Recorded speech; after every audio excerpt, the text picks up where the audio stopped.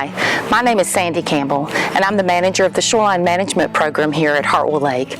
Welcome to my office. Hartwell is a very large reservoir. It has 962 miles of shoreline with 6 counties and over 1,100 subdivisions around the lake. The purpose of this video is to explain the different guidelines and criteria that are in place in order for you to qualify for some of the privileges or activities on public property. We also want to provide some illustrations and examples of what a boat dock or a natural area should look like, or an underbrush area, what shoreline stabilization is and what that means to you. But there are 2 main drivers of the shoreline management plan itself. Your safety and public safety is paramount. That's number 1. And the second driver is creating a balance between public use of the resource and your private exclusive use for your boat dock and other facilities. Some of the facilities or activities that can be permitted through the Shoreline Management Program are boat docks, improved walkways, utility lines for water or power, and light poles, and shoreline stabilization. For your convenience, our shoreline management plan is available in a number of locations. If it's not convenient to stop by our office, you can find it online to view or download for reference. It's full of information, guidelines, and regulations. But most of all, if you have a question, if you're not sure what you can or cannot do on public land, please call us first, because if you don't, your neighbors are watching, and they will call us and let us know what's going on. So call us first and we'll get you a permit if it's possible. And as always, if you're around the lake, enjoying it as we hope you do, wear a life jacket. Hey, we're here today just to demonstrate what proper shoreline use looks like on Hartwell Lake. We're going to demonstrate proper underbrushing area, spacing between docks, compliant power pole, and things of that nature. If you can look around, you can see we have pretty close to what we require in our shoreline management plan as far as our tree spacing goes.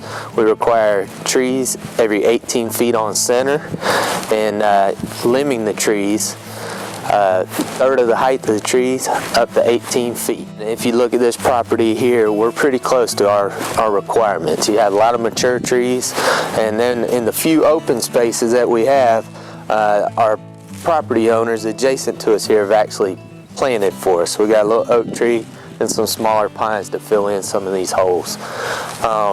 As far as just natural duff on the ground, you can see there's plenty of pine leaf litter and pine cones that hasn't been raked down to dirt, and that's what we're looking for to help control erosion and runoff from adjacent property into the lake. You can look behind me here. We have proper spacing between docks. We require a minimum of 50 feet spacing. We have plenty in between these docks, even in low water state while they're chasing water. We have a compliant light pole right behind me, no taller than 15 feet. It's GFI protected with quick connect running from the dock to the power pole.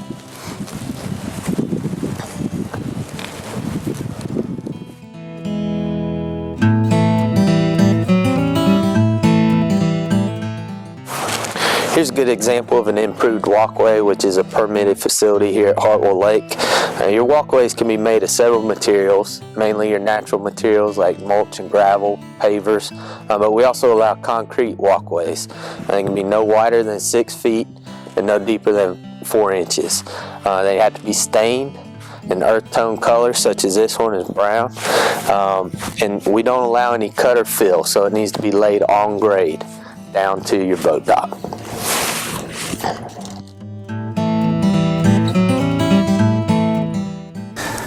To administer the permit program here on Lake Hartwell, the public property is divided into 3 separate zoning allocations. This is a zoning map located at our resource office down at the Visitor Center on Highway 29. It is divided here with I-85. You got the Tougaloo River and the Seneca River, which join to form the Savannah River. Up here we have Clemson University and 123. The first zone of the zoning allocations is our green zone, which is limited development. That makes up about 50% of the zoning around Lake Hartwell. In this zone, in the limited development zoning, we allow for boat dock facilities, walkways, electrical facilities and utilities, and some limited underbrushing. The second zoning allocation is protected land, commonly referred to as yellow zone. In the yellow zone, we only allow limited underbrushing with no facilities. And the third zoning is red zones, which is known as public recreation zones, and we don't allow any facilities, any underbrush cutting. It's just strictly natural areas.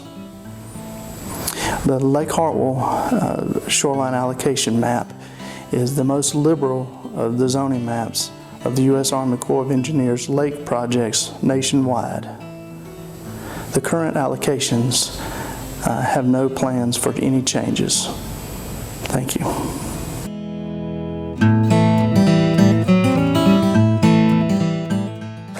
I'm Jason Whiting with the Hartwell Lake Shoreline Management Program, and I'm here today to talk about some of our shoreline stabilization permits.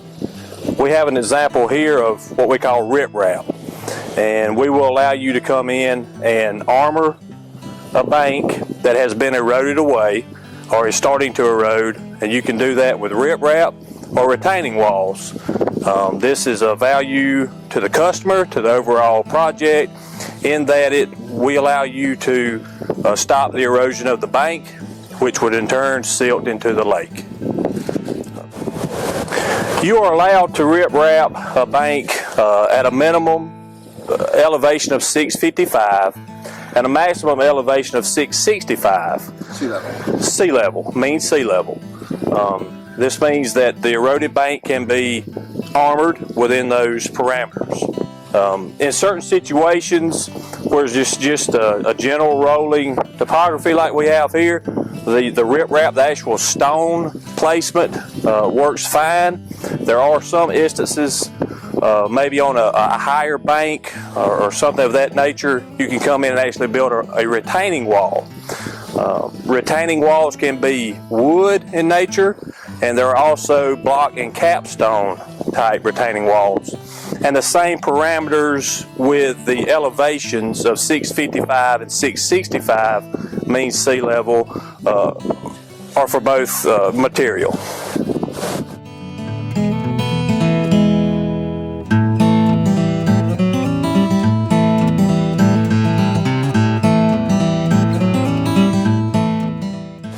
Hello, I'm Asher Alexander, Park Ranger with the U.S. Army Corps of Engineers Hartwell Project. Here is another example of a permanent facility on public property. This is a non-potable water permit. We have a pump that's located on the dock. That's one place you can put it. It can also be located on private property. Also, the water line running down from private property onto public property cannot go below 660 mean sea level, and it needs to be underground until that point. Also, the intake structure needs to be attached to the dock, as you see below me. Lastly, we do not allow submersible pumps any longer because of electrical issues. Thank you. This is a pump that is currently in compliance. It should also be shown on the wiring diagram submitted by a certified electrician. One that would not be compliant would be one that is located in the water, also called a submersible pump.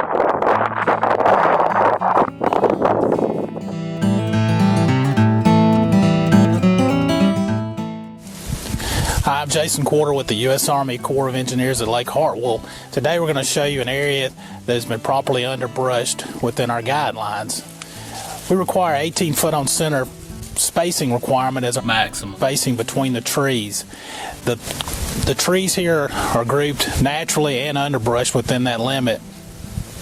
We allow in these areas trees under 4 inches in diameter at the base of the tree to be cut as long as that spacing requirement is met and no other trees are cut that are on the protected species list that are maintained in our shoreline management plan. We also allow 1/3 the height of the tree to be pruned for safe access to the shoreline. So always remember the 1/3 the height not to exceed 18 feet when you do your underbrushing.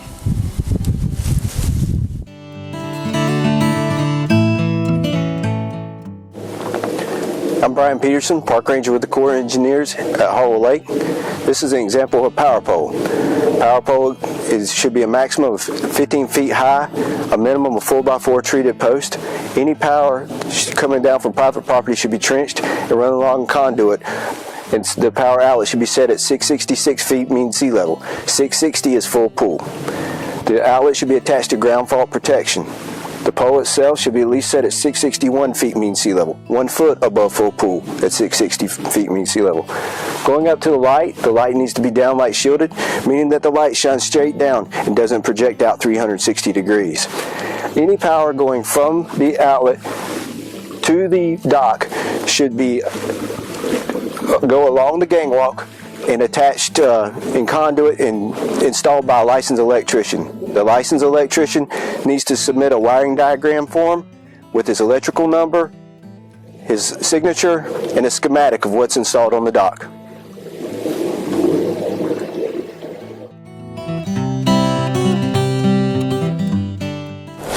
The area behind me was reclaimed approximately 20 years ago by planting 50 trees or so in an effort to reforest the area to help with the erosion and the water quality of Lake Hartwell. This area has been maintained over the past 20 years through different ownership to an area that meets our requirements for the underbrushing area in Lake Hartwell.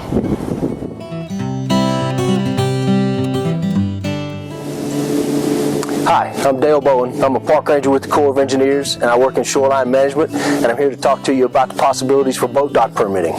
Boat docks can be issued for up to 1,120 square feet with up to 60 feet of gangwalk.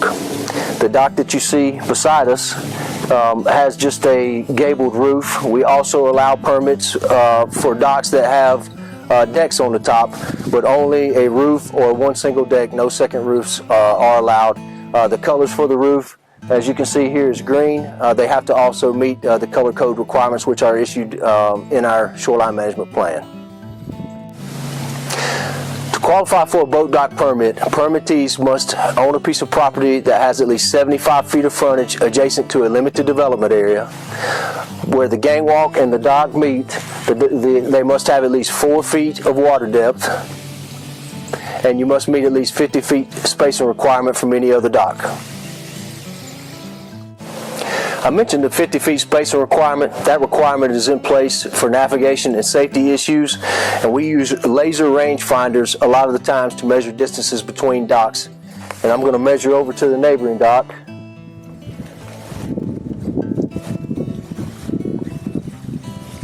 I came up with 46 yards, which is 138 feet, which is plenty of room in between the two docks to meet our spacing requirement.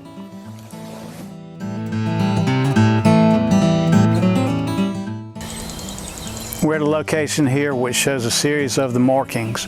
Each of these markings represents a different meaning for the line. The tree to the right of me with the 3 horizontal slashes and 1 vertical always references a corner monument. The trees are always painted facing the corner monument,